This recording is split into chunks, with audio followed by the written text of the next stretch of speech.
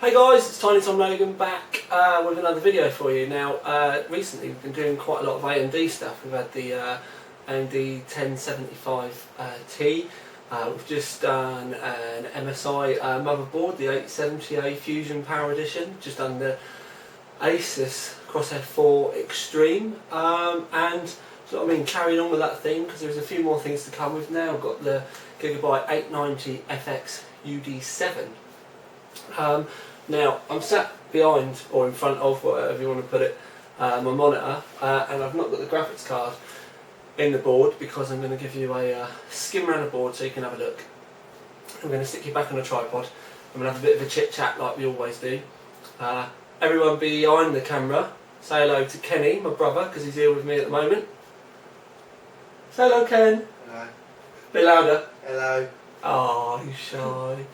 Anyway, right, I'm going to pop you off the tripod quickly, give you a look at the board, and then I'm going to fling you back on and we'll have a bit of a chit. Right, my lovelies, here we go. Basically, I've not done a box opening on this, so I wanted to give you a quick look around the board. Obviously that's the Noctua NHD14 there, and for all of you that keep asking me how I mount it with my dominators, literally all I have to do is take that first heatsink off. I'll whip that off because there's not enough room, and then I'll just move the fan up on this one. But yeah, I would like Noctua very much to make the fan about 4 or 5 millimeters taller, or this heatsink, and that'd be awesome. But anyway, right, down to the board. It's 890FX. As you can see, there's a hell of a lot of PCI Express slots there, so you can pick the configuration that best suits you. Now, something that I've always moaned about with Gigabyte is normally this is where the extra heatsink would mount here, but finally this is static and you have to take the water block off to mount the extra massive heatsink that goes in here. In my British Amazing Intelligence, or with my British Amazing Intelligence, see it's later on tuning, I've forgotten to get it out of the box to show you, but it's pretty much the same that's on all the UD7s. We've got the lovely blue styled heat sinks throughout the board, but I can't help feeling this bit of the board here, and then up on this side the board, it just seems to be either a waste of space or really messy. I'm sure that, do you know what I mean, it's to keep the price down, but it just doesn't seem to, that side of the board just doesn't look very nice, if that makes any sense. Yeah, it's a difficult one to explain really. The LCD poster here, as you can see, this is invaluable. When you're clocking the AMDs, I've found that this has been brilliant to be able to work out what's going on. But one thing that I've really liked on this board, now it's going to seem really simple, wait for the camera to focus.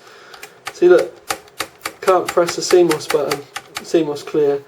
You have to take this little cap off and then you can press it. And it's just this little cap, look. But you slide it over the top and you can't press it anymore. Absolutely brilliant, I love that.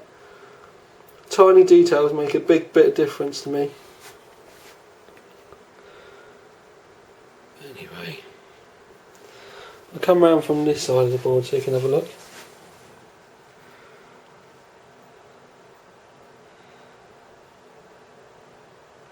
Before anyone asks, it is USB 3.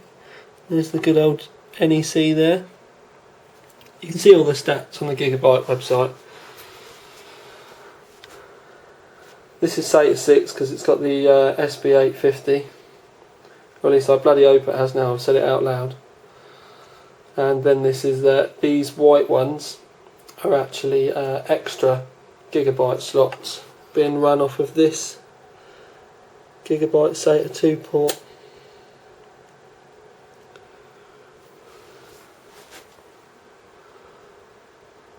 Wait for it to focus in again. So yeah. Oh, and just for all you regulars, just to give you something to watch in the video as well, I've got a big pile of stuff over there with some goodies coming. But anyway, right, back on the tripod. Time for a chitty chat. Right then, so you've had a good look around the board.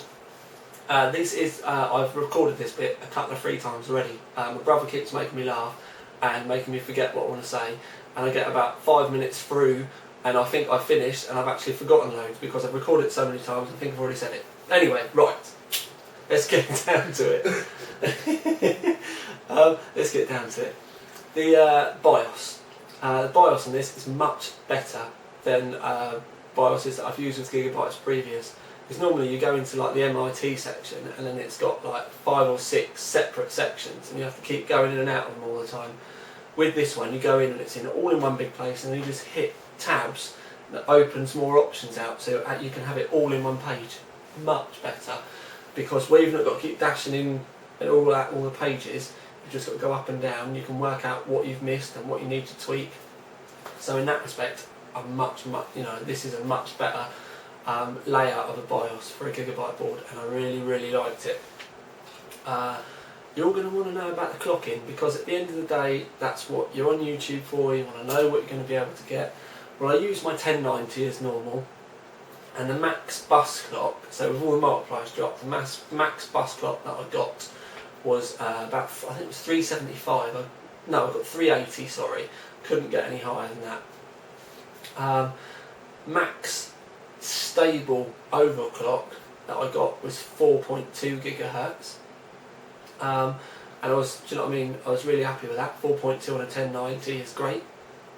But one of the things that I need to say is whereas with the MSI we were using like a 350 bus, with this it got a bit flaky above 330, and that's for a usable clock. Do you know what I mean? You could get the bus higher but you couldn't have the multiplier there.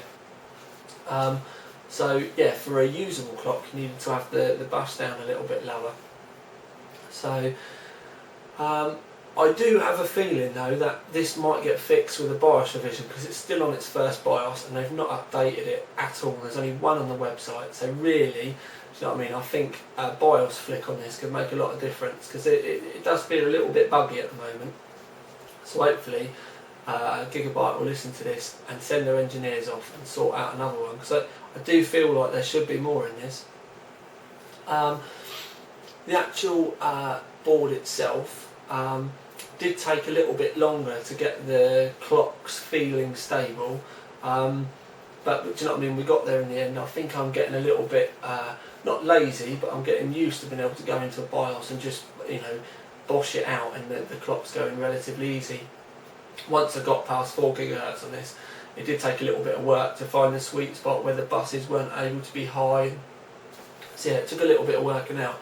Another thing that I found with this board is that my processor didn't really like going above 15, so 15 onwards multiplier. It seemed to get really flaky, and I have used the multiplier higher than that on other boards, but on this one it just didn't seem sort of like mega. So all the AMD processors are different, do you know what I mean? It is very much a lottery. Some of them don't like going above 300 base, some of them sort of like romp on, do you know what I mean? But if you've got your processor already, you know what it's capable of. Say for argument's sake you've got a 1055, then do you know what I mean, this could be a perfect little board for a 1055. And even the quads and the duals, you know what I mean? It's just when you get up to the kind of hex point, you need to work out whether you're going to need that multiplier. You need to work out whether it's all going to be bust, you know what I mean? So you've just got all these options that you need to weigh up. Now, you're all going to want to know, would I buy it? And probably for the regulars, you're going to want to know, is it better than the MSI that we did? Is it better than the Crosshair 4 Extreme formula? Now it's quite weird because they've all got little kind of bonuses. Do you know what I mean? One does this better, one does that better, one's got this feature. So the only thing I can honestly say with these boards at the moment is you need to kind of work out what you want.